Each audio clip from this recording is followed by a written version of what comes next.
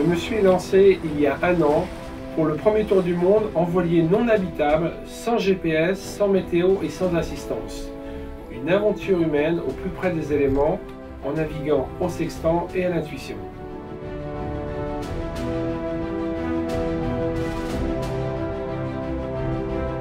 À l'assaut de l'Atlantique, 5000 km, une jolie météo qui nous attend. Les pilotes automatiques fonctionnent, le bonhomme est en forme et j'ai la niaque. Ils sont pas beaux?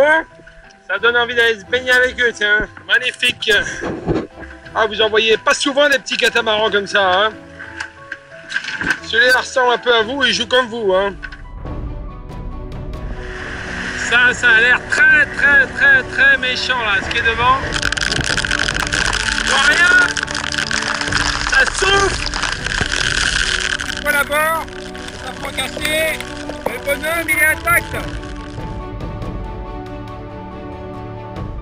Des transats, j'en ai fait quelques-unes, mais des sportives comme celle-là, jamais. À sec de toile, vraiment, j'avais plus de voilure à bord.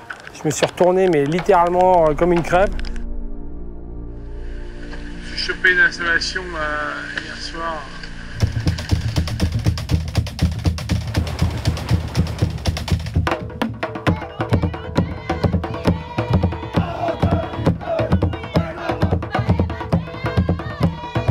Allez, bye bye, Nukuiva.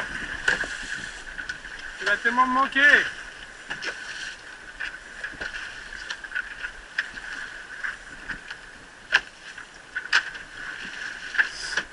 Putain.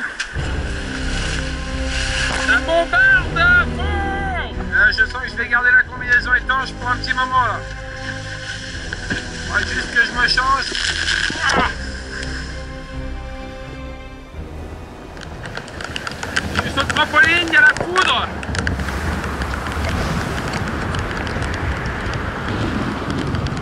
« 5 h ce matin, enfin ça s'est calmé et là j'ai décidé d'aller me coucher.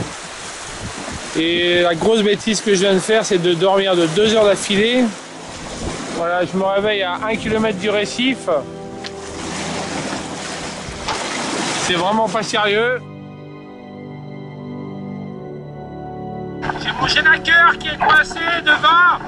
Donc je vais mettre tout au vent et je vais aller décrocher mon génaqueur devant. Ah la galère! Ah parfois, il serait mieux de rester sur son canapé, au coin du feu, bordel! Je viens de tomber à l'eau là! Le bateau a enfourné sauvagement! Je suis tombé au pied de main là, dans l'eau!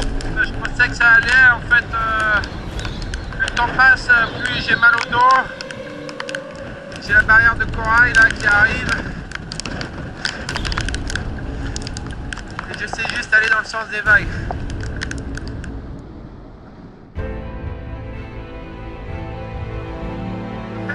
Au Sri Lanka, après 18 jours de mer, et là il faut vraiment que je dorme parce que j'ai pas dormi pendant 4 nuits. Oh putain mon bateau, mais chier!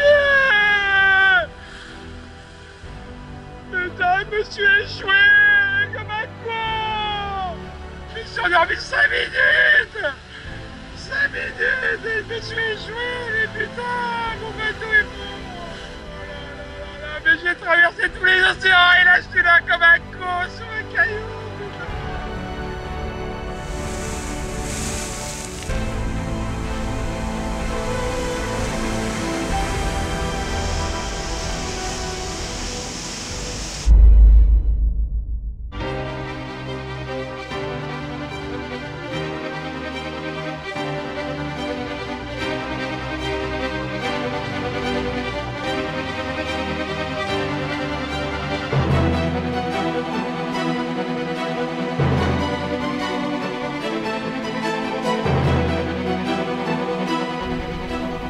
Me voici de nouveau au Sri Lanka, avec un bateau reconstruit, partiellement en France, partiellement au Sri Lanka.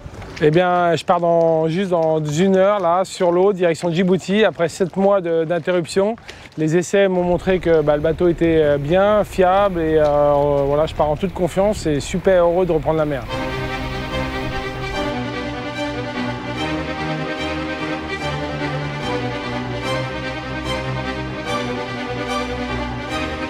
des jours, des semaines qu'il n'y a pas de vent. Qu'est-ce que je fais moi avec ça?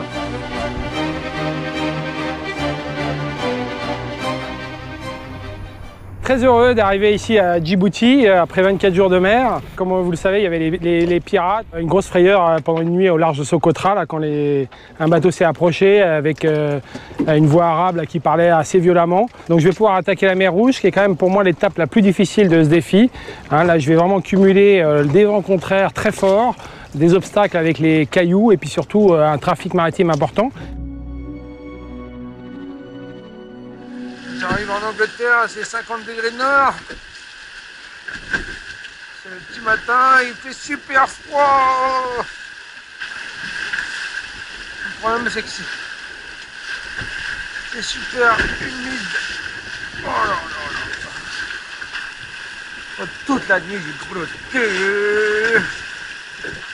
Ouais, c'est plus facile sous les tropiques. Hein. Et les cargos, il fait froid.